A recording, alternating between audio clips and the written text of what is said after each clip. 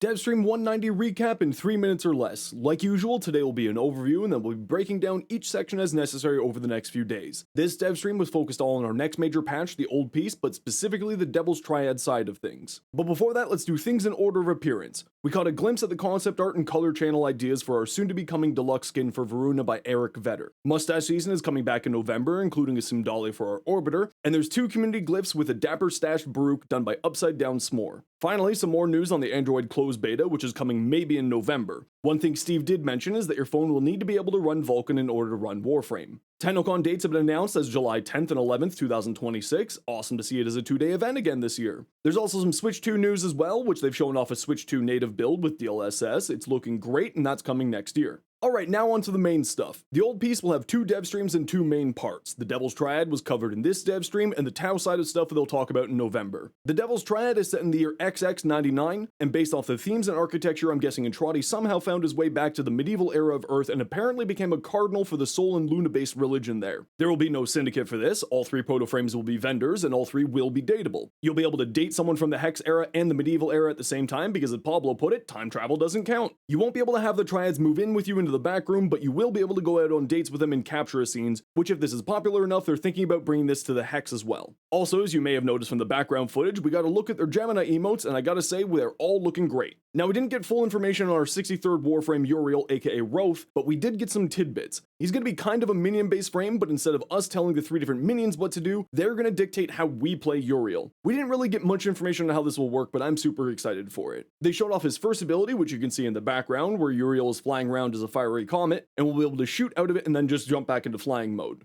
The Operator and Drifter appearance rework is looking just spectacular, but we'll have to cover that in its own short later on. Also, titles are being added into the game, which was something that I always loved to collect in other MMOs, so it's nice to see that coming to Warframe. Now, probably the coolest thing of the dev stream was the Descendia, a new weekly game mode not unlike Final Fantasy XIV's Deep Dungeons, where we'll have to fight through 21 levels of Purgatory, each with their own objectives, missions, modifiers, and even multi-phase boss fights, which we saw the Kulivo boss fight in the dev stream, but Pablo did mention that there are many other options. Gyre Prime was announced as coming with the old piece, and she'll have her Altonox Prime and the long-awaited Kestrel Prime. Now, an oddly interesting thing was showing off this art piece by Kevin Glint, and these 6 frames are specifically going to be important for the old piece, and no, as Reb said, it's not raids, but funnily enough, she did say not this year, which means that there's a chance, so thanks for the copium, Reb. Wall running's being pushed to 2026, and to wrap it all off, we saw the Onaru Tauron Strike, which we saw the Naruman Tauron Strike at TennoCon, and the Onaru Tauron Strike will be a giant glacial hammer that slams on the ground and was spawning a ton of universal orbs and ammo packs. So I'm really excited to see what the rest of the Focus School strikes will be like and to get my hands on them all. Like I said, we'll be breaking down some of these points throughout the coming days, and as always, sub for more tips and swing by my stream if you need any help.